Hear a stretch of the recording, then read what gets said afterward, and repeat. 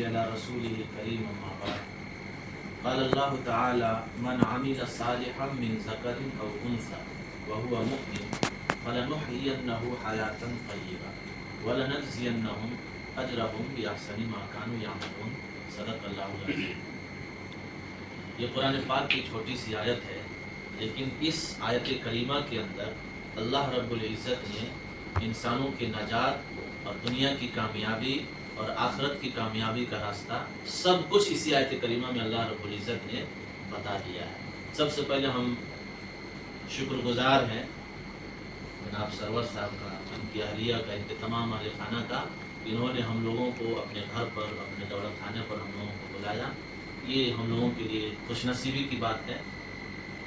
और ये जो तलबा यहाँ बैठे हुए हैं, इनका मकाम और मर्तबा कोई छोटा मोटा नहीं है। इनकी निस्बत कुरान से जुड़ा हुआ है, और जिसकी निस्बत कुरान से जुड़ जाए उसका मकाम और मर्तबा की अहमियत का अंदाज़ा हम और आप नहीं लगा सकते।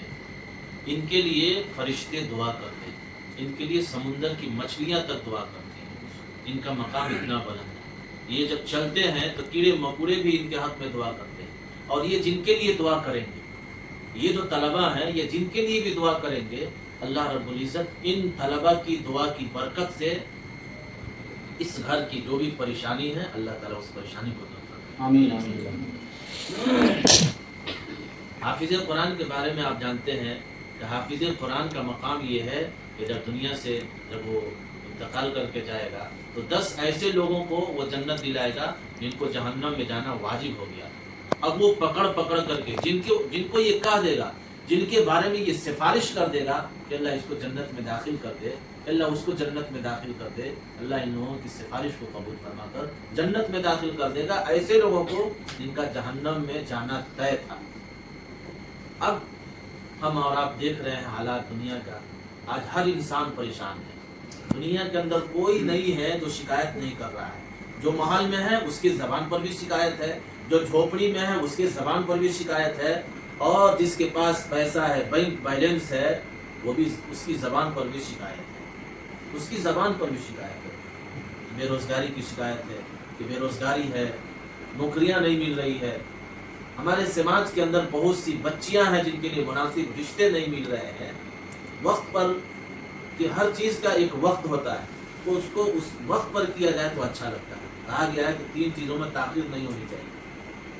3 चीज़ों में ताख़ीर नहीं होनी चाहिए। जब जनाजा हाजिर हो फ़ौरन अदा करो, नमाज का वक्त हो जाए फ़ौरन नमाज पढ़ो, लड़का लड़की बालिग हो जाए फ़ौरन उसकी शादी करो। इसलिए कि इस तरीके से इंसान के लिए खाना ज़रूरी है, पीना ज़रूरी है, हवा ज़रूरी है। इसके बगैर इंसान दुनिया के अंदर जी नहीं सकता है, दुनिया के अंदर रह नहीं सकता है। इसी तरह अल्लाह रब्बुल इज़्ज़त ने इंसानों के अंदर जिनसी ख्वाहिशात को भी रखा है। इस ख्वाहिशात को पूरा करने के लिए निकाह ज़रूरी है, और ये वक्त पर हो जाता है तो वो लड़का और लड़की बहुत सी बुराइयों से महफूज हो जाता है। आज इर्तिदार की तरफ हम जा रहे हैं, लड़कियां मुर्तद हो रही है, कुफ्र इख्तियार कर रही है। इसका नतीजा यही है कि वक्त पर ये सारी चीज़ें नहीं हो रही है। बहरकैफ अल्लाह रब्बुल इज़्ज़त ने इंसानों को दुनिया के अंदर कैसे सुकून मिलेगा, डिप्रेशन का शिकार है, इंसान परेशान है, इस परेशानी का हल अल्लाह रब्बुल इज़्ज़त ने इस आयत करीमा के अंदर बता दिया। मन अमिल सालिहन मिन ज़करिन औ उन्सा, कि जो नेक अमल करेगा, नेक अमल करेगा इस हाल में कि वो मोमिन हो, फलनुहयियन्नहु हयातन तय्यबा, तो हम उसे पाकीज़ा जिंदगी अता फरमाएंगे। मालूम ये हुआ कि हम मुसलमान हैं, लेकिन मुसलमान वाला काम अगर नहीं करते हैं हमें पाकीज़ा जिंदगी नहीं मिल सकती है। ईमान बहुत बड़ी दौलत है। अल्लाह रब्बुल इज़्ज़त ने हमें जन्नत का सर्टिफिकेट दिया है। ये सर्टिफिकेट उसी वक्त महफूज रहेगा, ये कागजात उसी वक्त महफूज रहेगा जब हम अल्लाह रब्बुल इज़्ज़त के बताए हुए तरीके के मुताबिक और नबी अलैहिस्सलातु वस्सलाम के तालीमात के मुताबिक हम चलेंगे। फलनुहयियन्नहु हयातन तय्यबा, हम उसे पाकीज़ा जिंदगी अता फरमाएंगे जो ईमान के साथ साथ नेक अमल करेगा। इस्लाम की जो बुनियादी 5 चीज़ें हैं, नमाज, रोज़ा, हज, ज़कात और अल्लाह के ऊपर ईमान लाना, रसूल की रसालत को तस्लीम करना, ये जो इस्लाम की जो बुनियादी और बेसिक चीज़ें हैं, तमाम ईमान वालों के लिए लाजिम और ज़रूरी है कि इन तमाम चीज़ों को बजा लाया जाए। अल्लाह रब्बुल इज़्ज़त ने वादा किया है कि तुम मेरे मन के मुताबिक चलोगे, दुनिया की तमाम ख्वाहिशात جو تمہارے من میں ہے ہم تمام خواہشات کو پورا کریں گے۔ لیکن اگر تم منمانی چلو گے، اپنی مرضی کے مطابق چلو گے، تو پھر دنیا بھی برباد اور آخرت بھی برباد ہوگی۔